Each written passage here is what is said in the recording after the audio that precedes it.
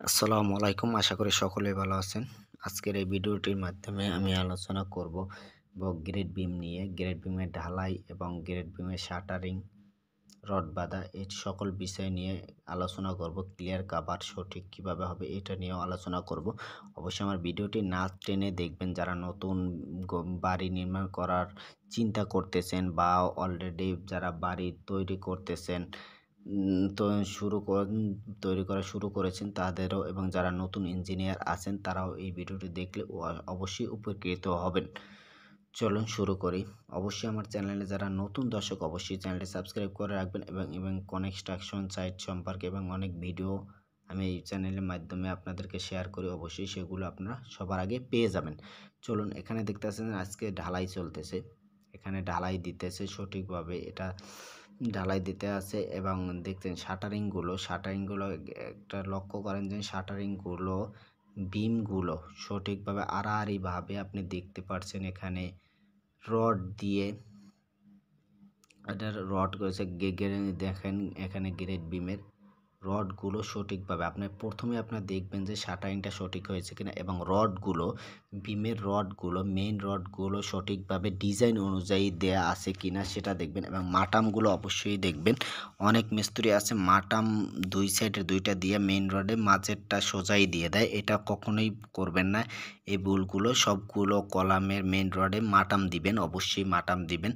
মাটাম না দিলে অনেক মিস্ত্রি আপনাদের অনেক কিছু বোঝাতে পারে, অবশ্যই এটার দিকে খেয়াল রাখবেন। আপনি সব মেইন রডগুলোতে মাটাম দেবেন এবং যদি এক্সট্রা রড থাকে সেগুলো দেখবেন ডিজাইন অনুযায়ী আছে কিনা, এবং শাটারিং করার পরে আপনার ক্লিয়ার কাভার ঠিক আছে কিনা সেইটা লক্ষ্য রাখবেন। সব দিয়ে দুই সাইডে যেন সমানভাবে ক্লিয়ার কাভার থাকে। 3 ইঞ্চি করে ক্লিয়ার কাভার রাখবেন গ্রেড বিমে, কমপক্ষে 3 ইঞ্চি করে ক্লিয়ার কাভার রাখবেন গ্রেড বিমগুলো। এবং শাটারিং করার পরে বাঁশ দিয়ে আড়াআড়িভাবে ঢালাই আগে এটা ওই দেখেন বাঁশ দিয়ে এখানে দেয়া আছে আড়াআড়িভাবে, যেন শাটারিং ভাইব্রেট করার পরে যেন শাটারিং খুলে না যায়, এইগুলো খুবই গুরুত্বপূর্ণ। এটা খেয়াল রাখবেন ঢালাইয়ের সময়, এটা অবশ্যই খেয়াল রাখবেন। ভাইব্রেট করার সময় অনেক সময় খুলে যায়, এইগুলোর দিকে একজনের লক্ষ্য রাখবেন যেন যেন কোনো বাঁশ ছুটে না যায়, যেন এই যেগুলো যে আড়াআড়িভাবে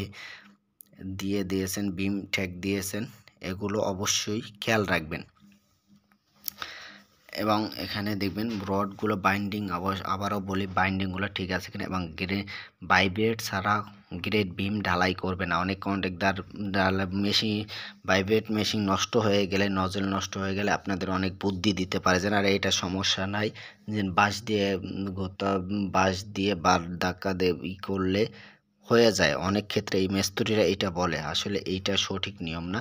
যদি ভাইব্রেটর মেশিন নষ্ট হয় কন্ট্রাক্টরের বলবেন বা ঢালাই সর্দারের বলবেন যে আপনি নতুন ভাইব্রেটর মেশিন আনেন তারপর ঢালাই শুরু করেন। এইটা অবশ্যই খেয়াল রাখবেন, গুরুত্বপূর্ণ। না হলে আপনার সঠিকভাবে ঢালাই হবে না। শাটারিং খুললে গ্রেড বিমের শাটারিং খুলে অবশ্যই দেখতে পারবেন যে অনেক জায়গায় পাথর আছে কিন্তু বালু সিমেন্ট সব জায়গায় পৌঁছায় নাই, এগুলো অবশ্যই খেয়াল রাখবেন। আর গ্রেড বিমের রডগুলো বারবার দেখবেন এবং গ্রেড বিমগুলো দেখবেন যে ক্লিয়ার কাভার ঠিক আছে কিনা, এইটা খুবই গুরুত্বপূর্ণ গ্রেড বিমের ক্ষেত্রে। এবং ভালোভাবে শাটারিং করার সময় এদের ক্লিয়ার কাভারগুলো অবশ্যই দেখবেন। সবাই ভালো থাকবেন, সুস্থ থাকবেন।